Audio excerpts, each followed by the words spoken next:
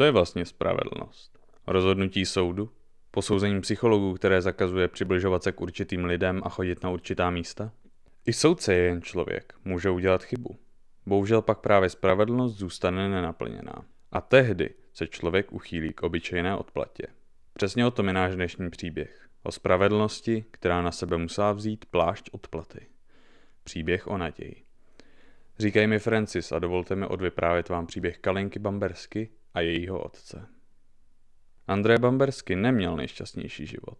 Narodil se kolem roku 1938 ve Francii, kam jeho polská rodina přišla krátce předtím. Jeho otec byl přesto během druhé světové války odvlečen nacisty. To můžeme s trochou nadsázky zpětně označit jako náznak jeho budoucí války s jedním Němcem. Ještě předtím ale André založil rodinu. S Daniel Gonin, svou ženou, přivedl na svět 2 děti, dceru Kalinku 7. srpna 1967 a o 4 roky později syna Nikolase. Po jeho narození se zároveň odstěhovali do Casablanky v Maroku kvůli Andrého práci jako účetní. Zde poznali kardiologa doktora Dietera Krombacha, který bydlel 2 domy od nich se svou již druhou ženou. Jeho první žena náhle zemřela ve svých 24 letech. Kvůli tomu byl Krombach vyšetřován policií ohledně potenciální spojitosti, ale žádná obvinění nikdy vznesena nebyla. Sám Dieter se narodil v roce 1935, tudíž mezi ním a párem nebyl zas takový věkový rozdíl. To bohužel vedlo k milostné aféře mezi ním a Daniel. André se o tom dozvěděl, ale neinicioval rozvod. Naopak se rozhodl s rodinou odstěhovat do Toulouse, aby se kardiologa zbavil. Ten se ale nevzdal a přestěhoval se tam také. Daniel podlehla kouzlu svůdného Němce, zastávající tou dobou velmi uznávanou profesi. Rozvedla se s Andrém a v roce 1977 se provdala za Krombacha. Spolu s dětmi se přestěhovala k němu, jenže Krombach nehodlal v Toulouse zůstat dlouho a všichni se přesunuli do jeho domoviny, německého města Lindau. 5 let žili Krombachovi a André relativně běžný život rozvedených rodičů. Pak ale přišel rok 1982. Kalinka Bambersky byla sportovní typ, věnovala se windsurfingu a podle otce byla velmi zdravá a veselá dívka. Tou dobou navštěvovala francouzskou internátní školu ve Freiburgu. Víkendy a prázdniny trávila u matky a otčima v Lindau, kde ji však trápil jazykový problém, čili její neznalost němčiny. I proto se těšila na konec prázdnin, kdy se vracela za otcem do francouzského Toulouse. Ten rok se ale všechno změnilo. Než stačila vůbec oslavit své 15. narozeniny, vyrazila 9. července 1982 na zmiňovaný windsurfing. Podle matky a otčima dorazila domů kolem 5. večer, ovšem více unavená než obvykle. Prý sama stanovila, že se necítí dobře a hned po večeři se odebrala do postele. Krombach ale tohle tvrzení nabourává svou výpovědí, podle které si Kalinka ještě do půlnoci četla, než ji právě on požádal o zhasnutí světel a dal jí prášek na spaní. Jeho výpovědi se ale navzájem popírají. Primárně mluvil o různých látkách i různých časových úsecích, a to v takové míře, že se v tom člověk nemá šanci zorientovat. Nejdříve mluvil o injekci kobaltferlecitu večer před tragédií, kterou se měl údajně snažit děvčiti pomoct s rychlejším opálením. Jindy zase popisoval injekci pro léčbu anémie, neboli chudokrevnost. To ovšem nedává smysl, vezmeme-li v potaz fakt, že Kalinka nebyla anémická. Tak či onak, dál Krombach tvrdí, že ji našel ráno už stůhlou a snažil se ji oživit injekcí přímo do srdce, což už nemělo ani efekt, ani smysl. Následně zavolal sanitku, kterou při příjezdu vítal slovy "Přijali jste pozdě". V patře domů skutečně záchranáři objevili na posteli ležící tělo Kalinky, nejevící žádné známky života. Podle zdravotní sestry Waltraud-Mayer Krombach do děvčete vpravil Novodigal, Isoptin a Cartizol. Injekce dopaminu a hydromorfonu jí však podal až několik hodin po smrti. Sestra k tomuto faktu prohlásila: "To chtěl probudit mrtvolu?" Novodigal se používá při slabosti srdečního svalu. Nejčastější situace jsou po infarktu nebo při nedomykovosti srdeční chlopně. Nebo třeba při arytmii. Isoptin se nejčastěji používá k léčbě anginy pectoris, čili bolesti na hrudi v důsledku nedostatečného prokrvení srdečního svalu. Jednoduše řečeno, rozšiřuje cévy a tím ve výsledku snižuje krevní tlak.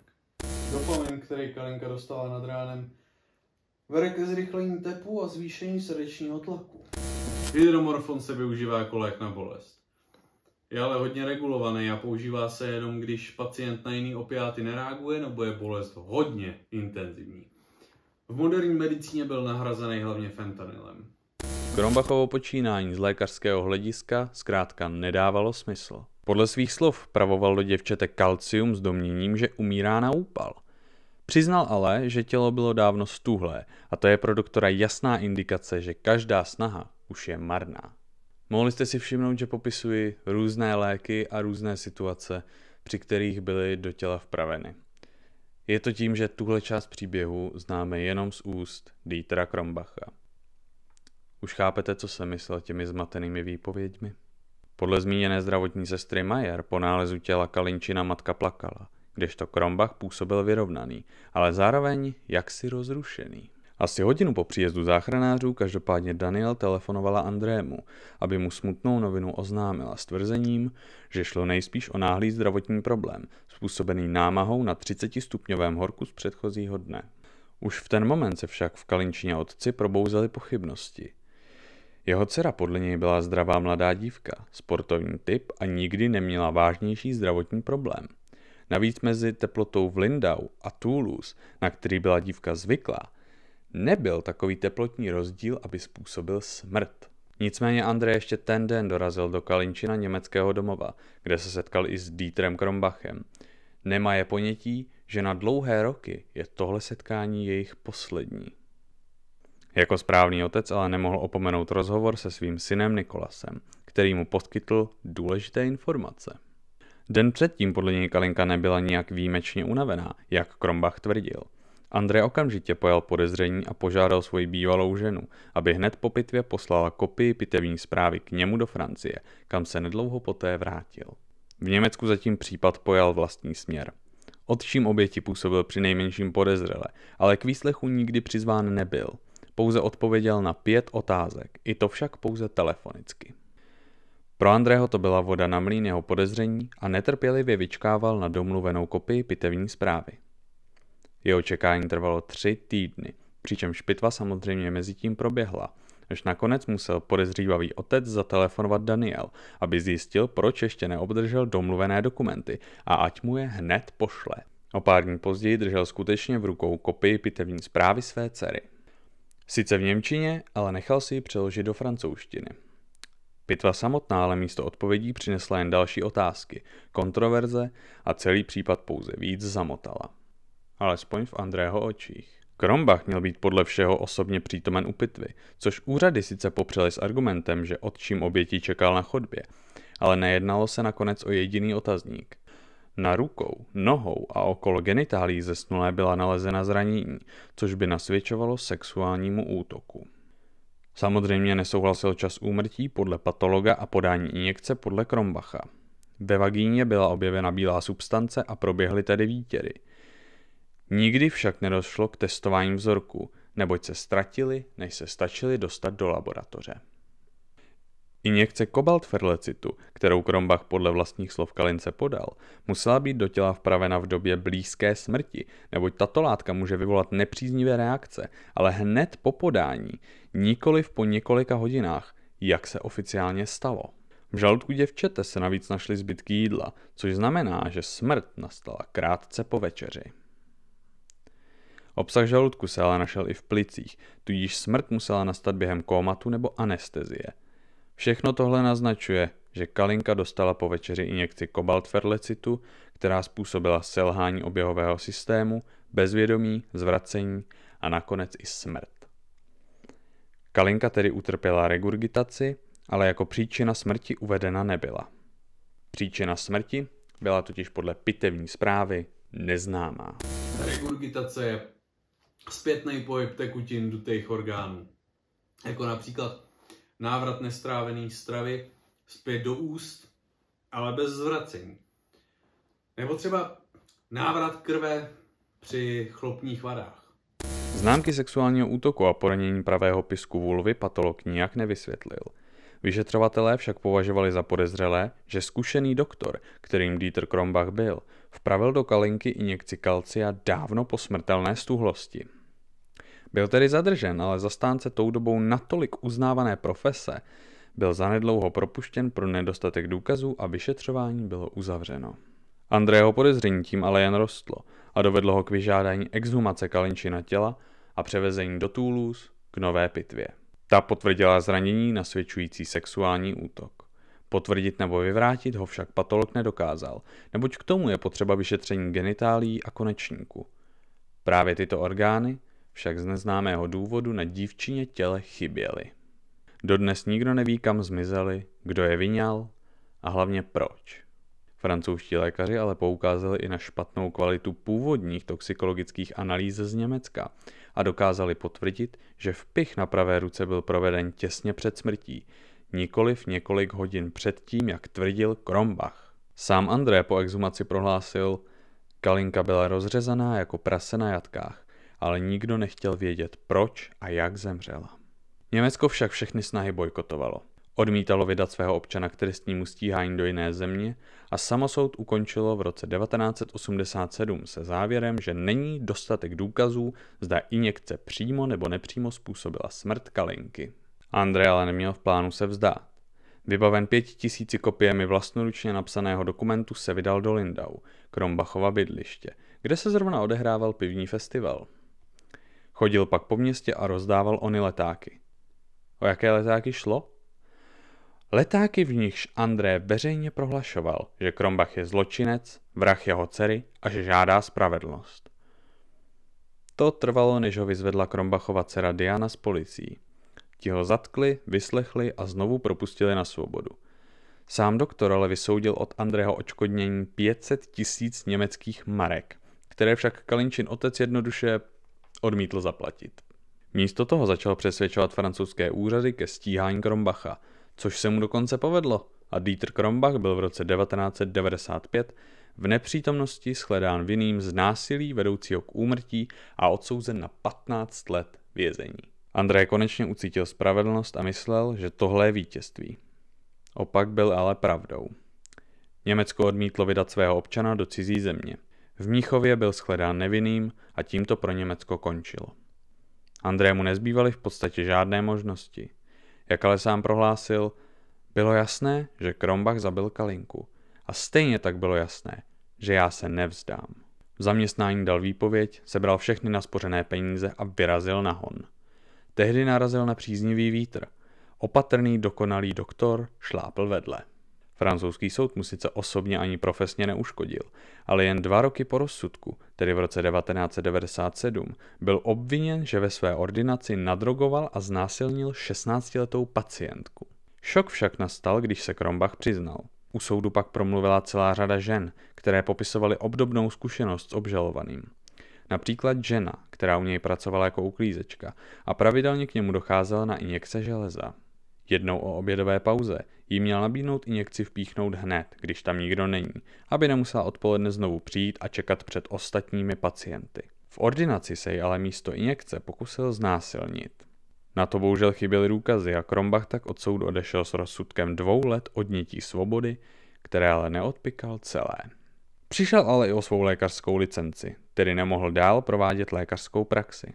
Pro Andrého to byla jasná stopa, jasný důkaz, že má pravdu. Jak později prohlásil, vidíte, nemýlil jsem se. Doktor Krombach je sexuální zvrhlík. Krombach si navíc sám přihoršil, když svolil k interview, které se nakonec stalo jeho jediným veřejným projevem. Dle mého názoru je všeříkající. Ja, schön, dass ich Sie jetzt mal sehe. Wenn Sie nicht blond wären, hätte ich Ihnen dieses Interview jetzt nicht gegeben. Haben Sie gedacht, sie macht es freiwillig? Dass sie das möchte. Sie hat nicht Ja gesagt, habe ich vorhin schon mal gesagt, aber sie hat auch nicht Nein gesagt und hat meine Küsse erwidert. Wir haben uns am Anfang... Wir sprachen über den Missbrauch eines 16-jährigen Mädchens. Es war für mich auch sehr interessant. Ich spreche auch ein bisschen Russisch und ja, ja, lublю тебя, habe ich ihr gesagt. Das heißt, ich liebe dich während der Handlung und sie hat...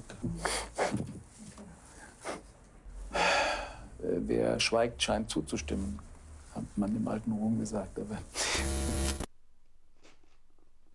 Krombach pak začal cestovat po celém Německu. Nemá je však tušení, že André cestuje všude s ním a nespouští ho z očí. Toho mezitím jeho hon na spravedlnost stál všechno. Rodina, přátelé i kolegové ho opustili, protože nesouhlasili s jeho úsudkem a všeobecně se začalo zpochybňovat Andrého duševní zdraví. K tomu už mu docházely úspory a během celého honu balancoval na právní hraně. V roce 2001 mu nohy podrazila dokonce samotná Evropská unie. Evropský soud pro lidská práva tehdy anuloval rozsudek francouzského soudu, protože Krombach nebyl tehdy přítomen a nemohl se tak bránit nebo obhájit. Navíc doktorovi přisoudili odškodné ve výši 100 000 franků, což je něco kolem 2 milionů korun. Pak ale Krombach znovu šlápnul vedle. André zjistil, že jeho cesty po Německu nejsou žádné výlety. Ve skutečnosti si vytvořil falešnou lékařskou atestaci a dál prováděl praxi formou záskoků a výpomocí. Dopaden byl v roce 2006 při nelegálním provádění operace, což soud potrestal 28 měsíci odnětí svobody za provozování medicíny bez licence. Historie se však opakovala, čili Krombach neodseděl celý trest. Po 11 měsících opět opouštěl brány věznice jako svobodný muž. K jeho smůle ale toho roku vyšel film Kalinčina Poslední cesta, ve kterém se objevila i žena, která popsala, že spolu se svou sestrou a matkou se kdysi s Krombachem velmi přátelsky zblížili. Děvčata ho měla za strýčka, než jednoho večera na hotelovém pokoji jedné z nich vpíchl injekci železa a znásilnil ji. Odvahu promluvit o tom jí dodala až všechna ostatní obvinění po letech. Jako už několikrát předtím ale chyběly důkazy a tak tento případ u výpovědi i zůstal. To vše pozoroval André Bambersky samozřejmě pohoršen. Všechny ty ignorované případy byly výsměch obětem a 11 měsíců jako trest byl výsměch jemu i Kalince. Dostal se ale pod časový tlak. V roce 2012 by byl Kalinčin případ oficiálně promlčen a Krombach by nadobro unikl spravedlnosti. Německo ho ale za tento zločin stíhat nebude a ani ho nevydá do Francie, kde ho soud a trest čekal. Andrému už docházely nápady, jak zajistit pro svou dceru spravedlnost. Pak ale jeden zoufalý překvapivě fungoval. Vyvěsil plakáty, na kterých popsal svůj příběh a požádal doslova kohokoliv o pomoc. Tím kýmkoliv se nakonec ukázal být barman kosovského původu Anton Krasniqi. Našel Andrého a řekl mu, že dokáže dostat Krombacha z Německa do Francie. Překvapením pro zoufalého otce bylo, že barman nežádá na oplátku žádné peníze a náklady spojené s provedením si měli vyřídit později. Barmana zajímalo jen to, že otec, stejně jako on, potřebuje pomoc. Představil si sám sebe v takové situaci a konstatoval, že by rozhodně nejednal přes soudy jako André. Obdivoval ho kvůli tomu a cítil otcovskou povinnost pomoct.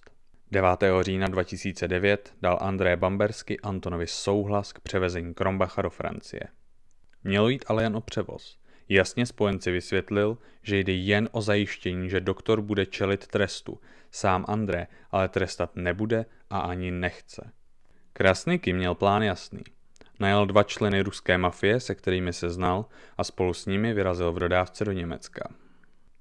17. října 2009 postávala dodávka s Antonem a jeho 2 společníky před domem Dietera Krombacha ve městě Scheidegg v Bavorsku. Sotva se doktor vrátil domů, trojice vyskočila z auta, popadla násilníka a odvlekla ho k sobě do dodávky, která se v ten moment vydala nikam jinam než do Francie. Krombach prý po cestě prosil, škemral, nadával, dokonce měl mluvit rusky, když rozpoznal jazyk svých únosců, ale nic z toho mu nebylo platné. Anton si ale všiml, že jeden z jeho kompliců vytáhl na uneseného nůž. Zastavil tak auto, vyplatil Rusovi slíbených 2000 euro a vysadil ho. Pak už sjel prvním výjezdem na Francii, přestože nevěděl, kam přesně cesta vede. Co se dál v autě dělo, nevíme. Víme ale, že ráno byl u policejní stanice ve Francii nalezen jakýsi muž přivázaný k plotu, surově zbitý a s frakturou lebky. Policie v něm poznala 74letého doktora Dietera Krombacha. Byl převezen do nemocnice, odkud putoval rovnou do vazební cely a úřady se pustily do přípravy soudu. Později byl kvůli podezření z únosu zadržen i André Bambersky, nesoucí s sebou 19 000 euro, které byly určené pro Antona za zmíněné spojené náklady. Německo ihned požadovalo navrácení svého občana i osoby odpovědné za jeho únos, což Francie ignorovala stejně tak, jako kdysi Němci. Obžalovaný zůstane na jejich území a i Andrého budou soudit Francouzi. Proces s Dietrem Krombachem byl naplánován na rok 2011 a spravedlnost konečně dostala volnou cestu. Kromě obvinění z vraždy Kalinky před soudem vystoupilo ještě několik doktorových obětí, aby vypověděli o sexuálních napadeních ze strany obžalovaného. Krombach prý napříč procesem působil velmi arrogantně.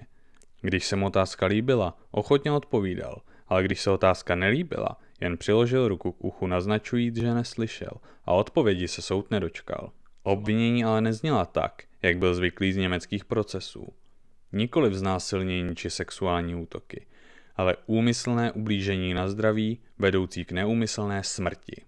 Podle státních zástupců Krombach nepodal Kalince injekci kobaltferlecitu, ale látku, která měla děvče zdrogovat a následně ji znásilnil. Pomocí výpovědi se podařilo zjistit, že drogoval i matku Kalinky Daniel. Ne ale kvůli znásilnění. Chtěli ji jen uvést do tranzu, aby nevěděla, že ji v jejím domě podvádí s 16letou sousedkou.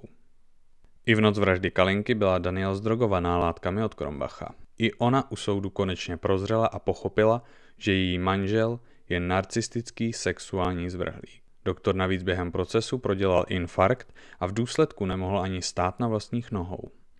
Tento soud se každopádně odehrál už před lety, jen bez obžalovaného a není proto překvapením, že i tentokrát zněl rozsudek stejně.